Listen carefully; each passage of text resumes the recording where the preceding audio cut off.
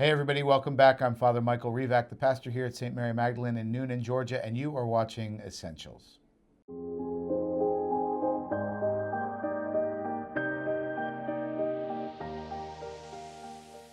Today we have a very special video. We are introducing the two seminarians that are with us for the summer. This is one of the programs that the seminarians, or that the seminary, that the vocations department runs for the seminarians, sort of a summer internship, June and July, when they're not in school. So I'd like to introduce Derek and Solomon. They are going to be with us for the summer, kind of shadowing me and doing some things around the parish, generally trying to give them as best an experience, as great an experience as they can have at a parish over the summer. Summers are kind of slow sometimes with things kind of in a lull, but we're going to find stuff for them to do. So we're going to turn first to our friend Solomon here, give him an opportunity to introduce himself a little bit before we get into some juicier questions. So Solomon, where are you from? When did you join the diocese, and what have your studies been like so far? Yeah, so I am originally from Nigeria. I was privileged to join the Archdiocese of Atlanta in 2023 of March, and I have been 13 years in the seminary, 6 years in the seminary high school. Did you say 13 years? Exactly. And you're still not a priest? Not yet. we want full-baked priest, That's not right. half-baked. We don't want you half-baked. Yes. Tell us what those 13 years have entailed. Yeah, so I've been 6 years in the high school and then 7 years now in the major seminary. Yeah, and when my getting to the high school seminary was a kind of a funny experience because growing up as a kid, I hated the idea of becoming a priest. I remember I was staying with my auntie, and then anytime she made a joke of one day we go to the seminary, I would tell her, no, that would be your kids, not me, definitely. Solomon priest. No. So until when I graduated from my elementary school, I sat one day with my mom, and then in the living room, and then I told her, "Hey, Mom, I want to become a priest." I had no idea of anything seminary. You have to go to the seminary. I have no idea, and that was how she took me to my pastor, an Irish priest then, and then the journey began. I applied for high school seminary, and then I got admitted. It was a kind of a rough process getting to the high school seminary, and then after that proceeding to the major seminary. At some point, I thought that no, God is not calling me. I'm only calling myself. But yeah, today I'm here. Well, that is a great segue into a next question that I'll ask after we introduce Derek here. Sort of how you heard God's call and what that looked like. We'll come back to that because that's going to be a great story too. Let's hand the microphone over here to Derek. And Derek, same question. Where are you from? What's your seminary journey been like so far, and what do you still have left to do? Sure. So I am in my third year of seminary. I'm going into my third year. I grew up in Lawrenceville, Georgia, growing up going to St. Lawrence Catholic Church. So local grown. Yeah, pretty local grown. Before going into seminary, I taught music. I was a band director for 5th through 12th grade. And then because my schedule wasn't full enough with that, they also made me teach 5th and 6th grade social studies. There you go. So I learned how to roll with the punches a little bit there. But I did all my teaching actually in rural Nebraska because that's where my family's originally from. So I taught about an hour north of Omaha. And I was there for a couple years. And while I was there, started to kind of hear the call as I was getting involved with the church up there. Just slowly got more and more involved, and the Lord just kept knocking. So I have finished 1 year of philosophy and as well as a discernment year that the Archdiocese requires. I still have 1 more year of philosophy and then 4 years of theology after that. Major seminary. Good. Yes. So you're kind of at the beginning stages of things. Solomon, you're more at the end of stage.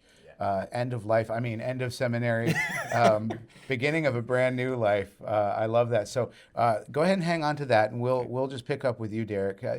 Give us a little bit, very short, just a very short.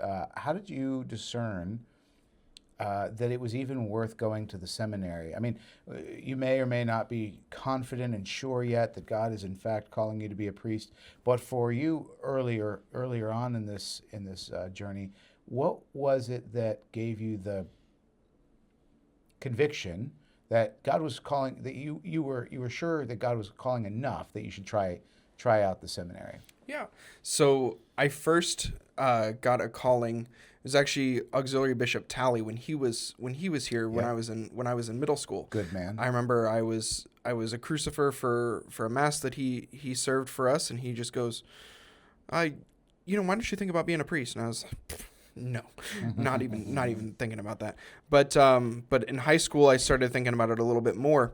And I had applied for seminary right out of high school, and long story short, it was just not accepted.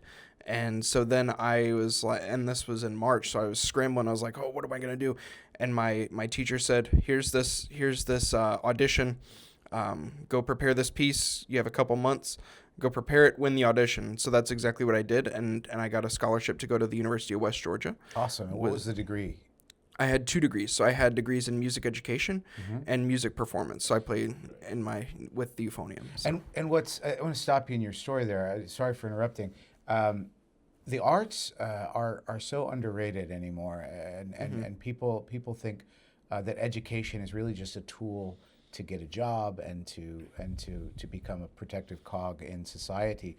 But what the arts do is they remind us that the human spirit actually looks for something that's more primordial and transcendent, and looking for the truth, the good, and the beautiful. Right. And music and art, it will serve tremendously as a priest, because priests should be able to chant, should be able to understand and appreciate sacred music, especially bringing it into the liturgy. So this is just maybe one of those experiences where you wonder why God put a pause on what you wanted to do.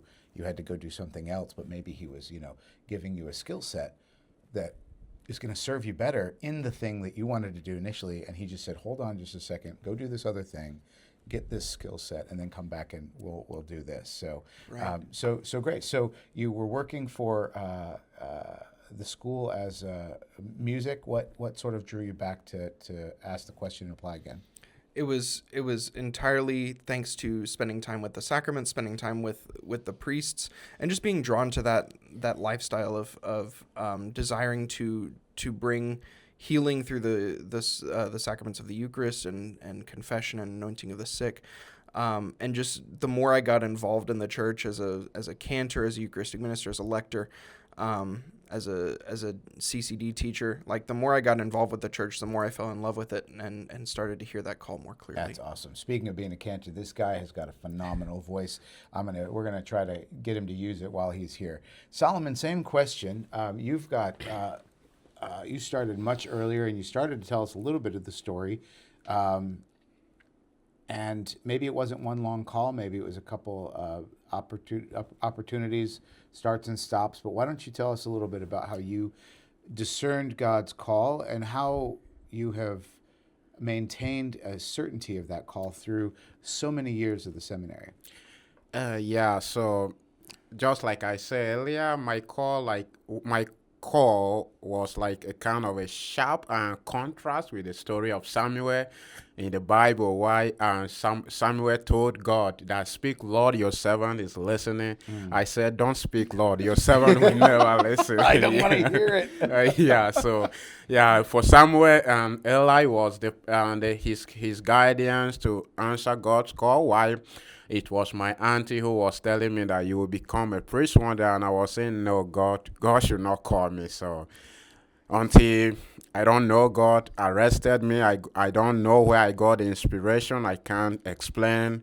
Just sat in the living room with my mom that good afternoon, and then I just told her, hey, I want to become a priest. And how old were you when you were having this conversation? I was like 13 years. Wow. Yeah, so 13 years old. Exactly. So even my mom, she had no idea of what to do.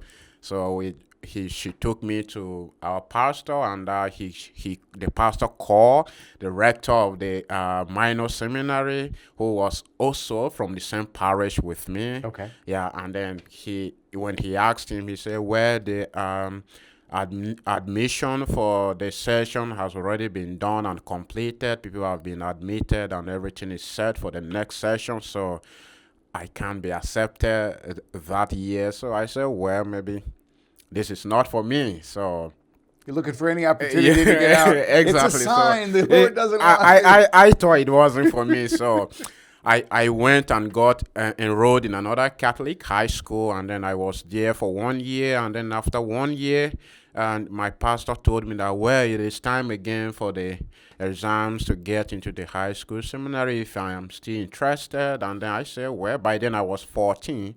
And then I said, right, okay, let me just go and try my best. I went and wrote the exams. I passed the exams. I went for the interview, and then I think they said you had the highest score that they had ever seen of any high school applicant when you got in. Was that no, is that rumor wildly exaggerated? exactly. You are right. you are right. So, yeah. So I went and then I wrote the exams. I went for the interview, and then I was like, they were like, no, you are 14 already. No, you should be like 13 and below for you to be accepted in the high school seminary. Oh my gosh, they're I taking you said, young. at that moment, I said, no, maybe I'm only calling myself. God is not calling me. So I gave up already, and then I was ready to continue with my high school seminary until a priest from the same parish with me, he was ordained, and he came for his first Thanksgiving Mass. And then, unfortunately, I didn't even attend the Thanksgiving Mass. I wasn't there. My mom and dad were there. And then the rector also came because he was from this same home parish with me. And then after the Mass, he asked my mom and dad, where was I? And then he said, no, he didn't come to church. He's at home. Then he said, no. So the following week, they should bring me to the school on Tuesday. And then I came, and then they handed over the admission letter and then everything to me. I was like, Everything just fell into place. exactly. It's amazing if we're. Yeah. I mean, even when we're not willing to do what the Lord wants, but He knows that eventually we'll be willing. He just lines everything up and sets them up and knocks them down, gets all the obstacles out of the way. You are right. So, yeah, so I started, and then I went back. I already done 1 year in the high school. And then when I was going, I was thinking, okay, I'm not going to repeat this year again because I was already in the Catholic school, which I was taking the same classes that I will also take here. Though in the high school seminary, there is a kind of a different formation altogether. The same formation you have in the major seminary is the same one you still receive in the high school seminary. So I was expecting that, well, I just finished my first year, so I will just continue ahead. And then they said, no, you have to like go back and begin the first year again with the formation. You can't Great. you can't cheat on others. I said, well, that is okay. Yeah, and that was how I continue, and then I finished up. And then one thing in Nigeria, for you graduating from a high school seminary doesn't guarantee you from continue with your major seminary. You still have to apply, take some exams to test your capability, and then get some recommendation letters from your pastor, from your friends, your family, and then the rector of the high school to know that, yeah, this guy. So at each step, there's more hurdles, more application, more processes that have to be done, and that's a good thing because Exactly. it's the church sort of defending herself and the people of God and making sure that as you discern, she discerns that you're called as well, right? Because it's not just an individual, like you said. This is a way that you can be sure that you're not calling yourself. Because if you believe God has a call and the church says no, you don't, then maybe you're calling yourself. But if you say, I believe God has a call for me, and the church continually confirms that, then you know that it's not just you calling, but the church is affirming that, yeah, indeed, God is calling you. And so really at that point, I think, at least in my experience too, it kind of comes down to just perseverance at that point. We just need to keep going one step at a time. Now, let me turn the discussion here just quickly. What has been, and Solomon, we'll start with you, and then we'll ask the same question of Derek here. What has been the most surprisingly good thing about the seminary, and the most surprisingly difficult thing about the seminary for you?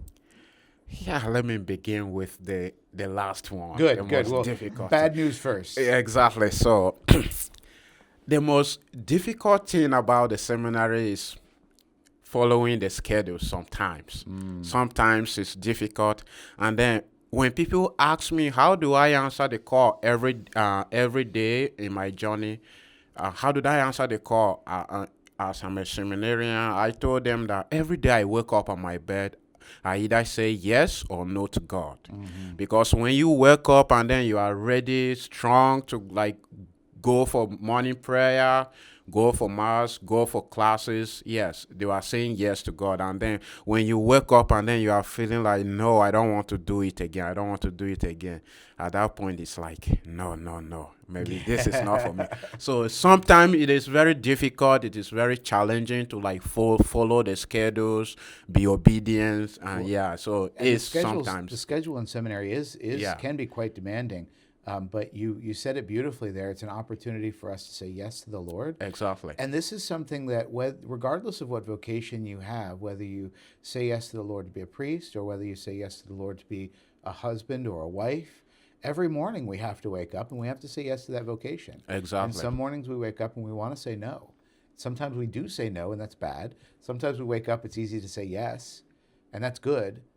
The sweet spot, though, where we get the most merit, where we get the most value, is when we wake up and we want to say no, and we say yes anyways. Exactly. And you've been doing that for many, many years, so well done. Hopefully you'll be able to carry that through. What about the good stuff? What's the good stuff? The most beautiful thing I love in the seminary is the fraternity with the brother seminarians and then the formators. So this gives you like a whole idea of what Christianity is all about. Christianity is not a private That's right. something you have to like. You can't do it alone, and we can see this what we do is like a reflection of what the Trinity is all about. Oh, absolutely. The communion between God the Father, God the Son, God the Holy Spirit. So it's just not a private entity. You can't do it alone. So I enjoy that fraternity from my brother seminarians and then my formators. Sometimes when you feel weak, there is a brother by your side who is like, hey, brother, you can do it. We can do it. This. Amen. So, yeah. Absolutely. That's wonderful. I think that if I had to answer that question, I think that probably would have been mine too. I absolutely loved living in a community as such a tight fraternity. Yeah. Good. Let's hand it over to Derek, and Derek, we'll ask you the same question. Okay. Surprising. What was surprisingly the most or has up to this point what has been the most surprisingly difficult and the most surprisingly joyful part of seminary? And it could be the same answer too. By the way. I was going to say I think for me the answer, at least to what is good, is about the fraternity. So I'll start with that. For me, where I taught in Nebraska, it was a small town called Oakland. It had about 1,400 people in it. And what was beautiful about that experience is everybody just did their part. Everybody was there to help each other. Everybody worked to make something greater. And that's what I see in the seminary. We all have our responsibilities. Like my responsibilities were leading devotional life for my class and being in the schola and in the choir for the seminary. And everybody has their jobs, from people who give tours to visitors, people who are sacristans. There's class presidents. Everybody has their role, and everybody supports each other in the role. Everybody understands that each responsibility has their difficulties and their joys. It gives you a real taste of what Paul's talking about when he talks about that the body is one, and that some are there are hands, many members, some are feet, yes. some are eyes, some are ears. Yes. And then I would say probably the most difficult part, I am not a philosopher, and so being in philosophy is quite a challenge. I enjoy being challenged. I enjoy the academics. That doesn't mean that you don't go to class and you're like, oh man, this is tough. And but even those bad things, I mean, we affectionately call it trauma bonding. We're all in that prison same, friends. Yes, we're all in the riding the struggle bus together, and That's so right. and so even in the midst of the difficulties of the academics, as we're learning how to think differently and prepare our minds for understanding the mysteries of theology through our philosophical studies. Even then that's where we see the beauty of the fraternity. So the goodness of seminary is almost brought out more when things are not going so well, because that's when the fraternity really sticks closer, when everybody kind of hunkers down and says, I'm here with you. Yep. Whatever you need, let me know. And you give of yourself in love for others, and others give out of in love from themselves to you. I think that's the broadest experience of the Christian life too, is that the love of God shines forth more clearly in our perception in our lives when things are hard and when things struggle, because we can see how he comes to the rescue. Yes. When things are easy and we don't need him, we become forgetful of God and we become presumptuous. But when things get tough, instead of asking the question, why me, oh God, or poor me, things are hard, we open our eyes and we say, Lord, save me and rescue me. And we see how he comes to our aid through friends, through instructors, through teachers, through formators, through our priests, through our brothers. Yeah. Man, that's great. So final question, and again, Derek, we can start with you. You've got the Jesus stick in your hand, so we'll start there and then end with Solomon. Guys, these guys have so much wisdom. We could ask a million questions. This could be an hours-long interview, but it's just an introduction interview, so we're going to end with this softball question here, and then y'all could pepper them with whatever questions you want when you meet them on Sunday and throughout the course of the summer. Derek, what do you hope to get out of this summer's summer assignment at Mary Magdalene? I hope to get to know each of you. This is, I've only been here since Monday, and this is such a beautiful community that you have, a beautiful church, beautiful witnesses to God that I've seen. I'm excited to learn your stories and to be able to walk with you however I can, and just to be involved in what this church has going on, because this is a very special congregation that y'all have here. And I'm honored to be a part of it for even just a short amount of time, and whatever I can do to help, that's what I want to do. That's a great answer. While you hand that over to Solomon, I'll just say it is tough sometimes to see your summer assignments as fruitful, because there's so little kind of sometimes happening at the parish. Yeah. But just getting to know over the different summers of your formation, the different parishes in the diocese, is just a huge blessing. So love that answer. Solomon, same question. Yeah, so I got the same answer with Derek. Yeah, so getting to know you guys is going to be my biggest joy and goal for this summer assignment. And then not just knowing you guys, to learn from you guys, to allow myself to be formed, because the seminary life, the whole process is a life of formation, and then formation doesn't happen only in the seminary. It happens everywhere you find yourself as a seminarian. So I am here to know you guys, to learn from you, to be formed, and then to know God, to draw more closer to God through your experiences with me, and then serving at the Eucharistic celebration, and then other liturgical celebrations. Good. Solomon, great answer. Thank you both for joining us for this interview. I told them this morning right after Mass. They had no idea. I said, you guys are going to be sitting down for an interview with me, and they did a great job. I'm very excited for you all to get to know them. In the few days that we've had so far together, there's some phenomenal seminarians. I'm very blessed to have them with me this summer. Looking forward to the whole summer. Hope you all are too. Until the next video, take care.